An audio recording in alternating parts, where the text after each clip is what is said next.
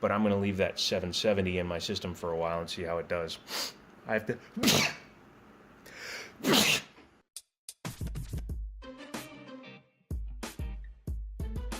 Evening, kids. It's a little bit dark in here, and I do apologize. I need to get another light for up there. And I wanted to do a quick video on a pickup. This is a GTX 770. If you guys don't remember, this came out in 20 million years ago. What was it, 2013-ish? This was a Kepler-based card, and this is the PNY version. However, it is a 2 gig model, so it's technically on a reference board anyway.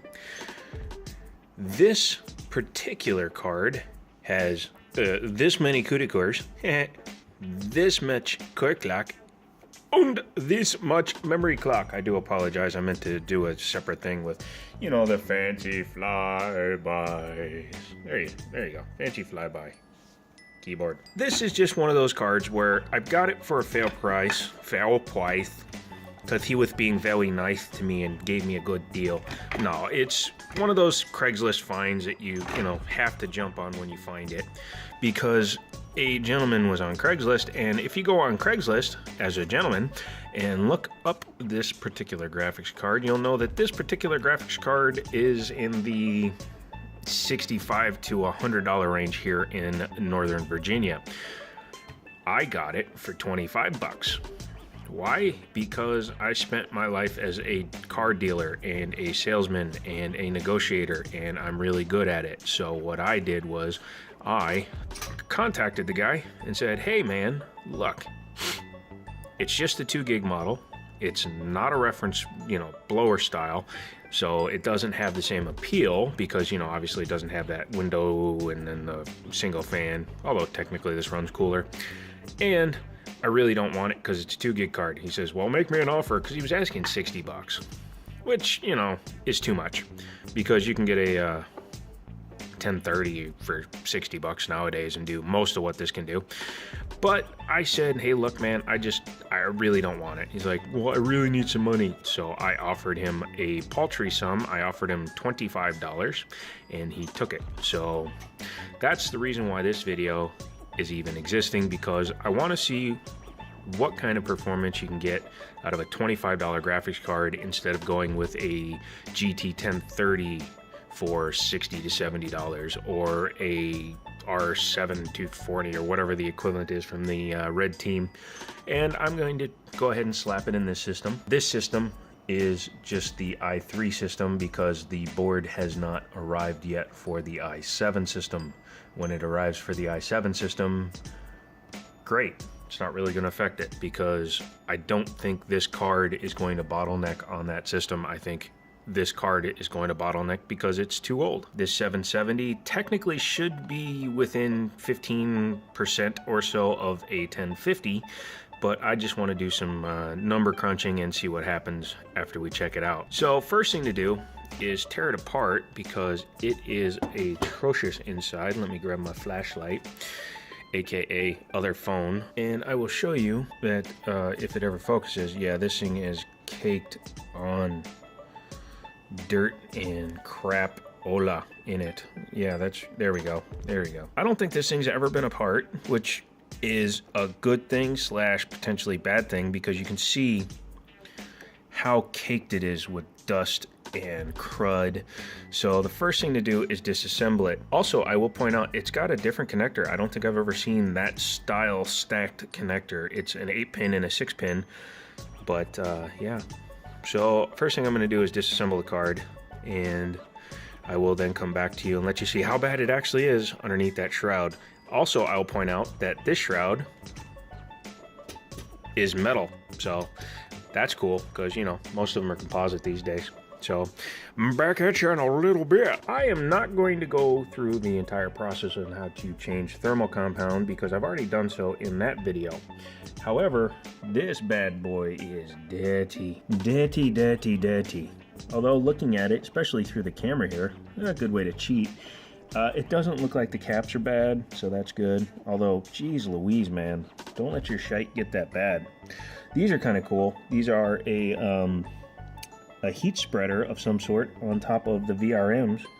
to help keep it cool. So it does have extra cooling. Technically, I could put, because I have laying around a EVGA hybrid kit, which puts the water cooler right there, and of course, and the fan that goes over the VRMs and whatnot. And I could theoretically put that on here.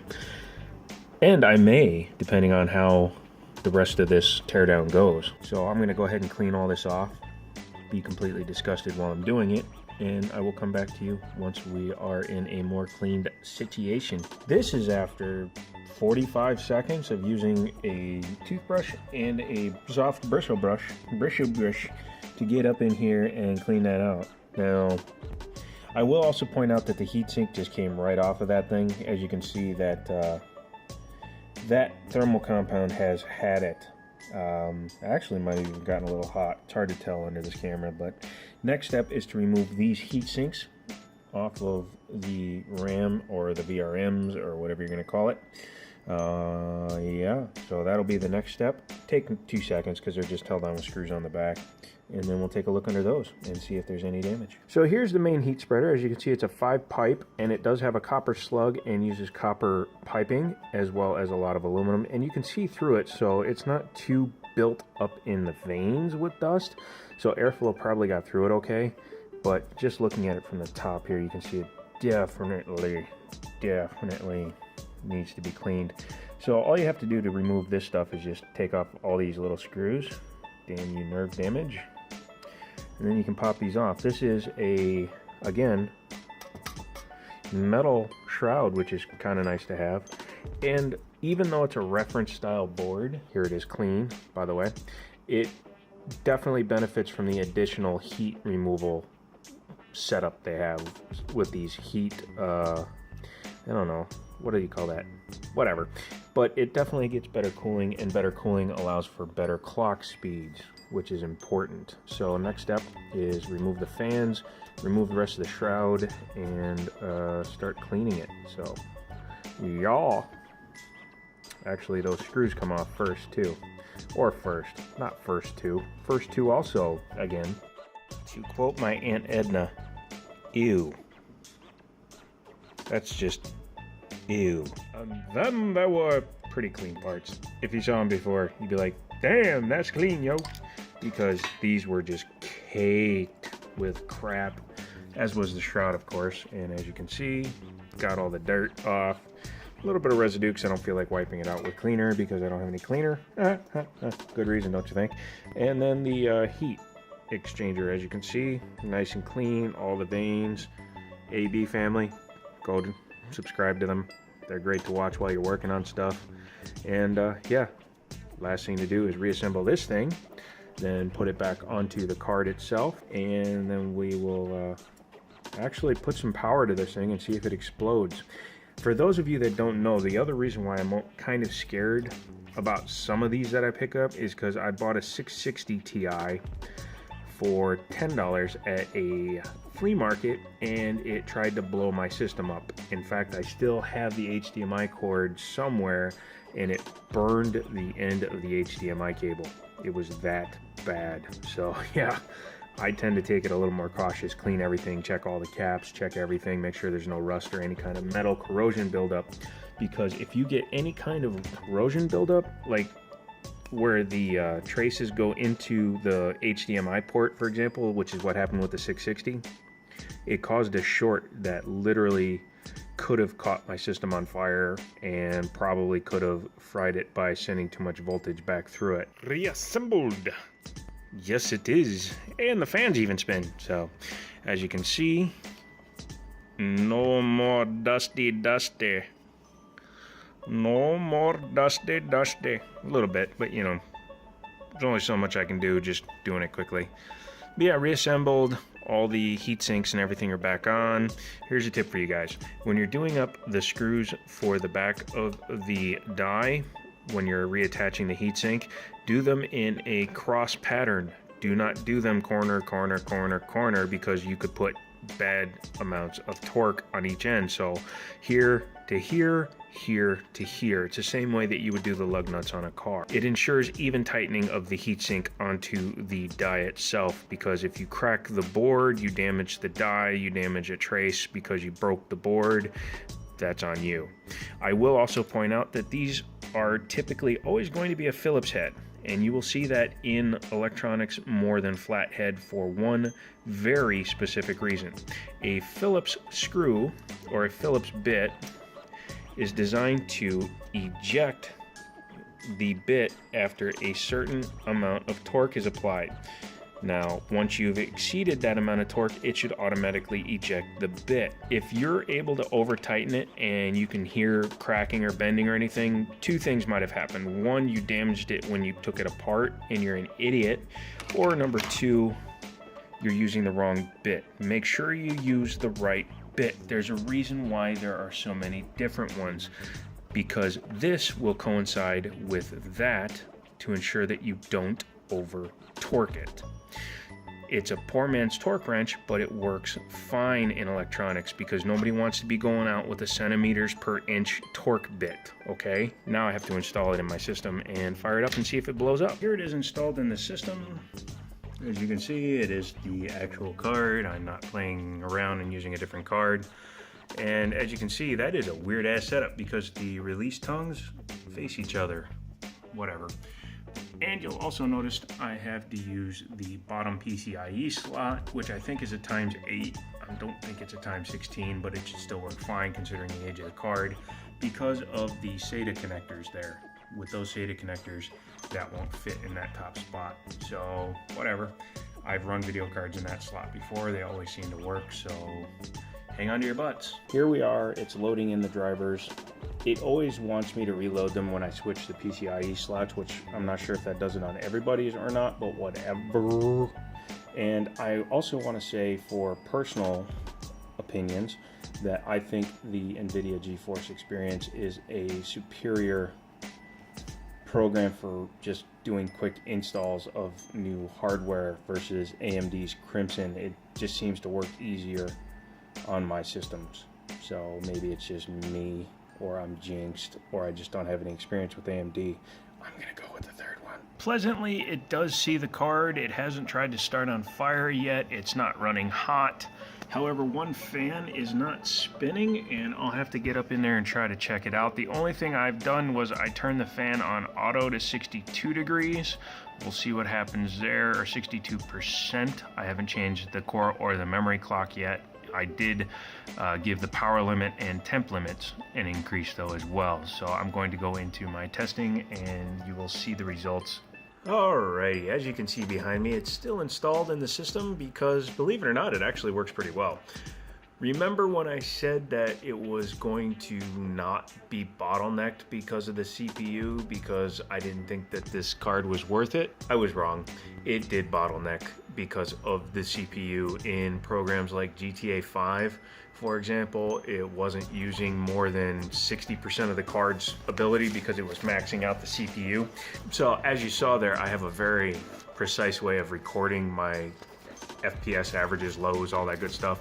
And here's what I recorded. On Cinebench R15, it went to 63 FPS, which, you know, not bad. CSGO actually performed better than expected. It got 150 FPS average at 1920 by 1080 with everything set to high.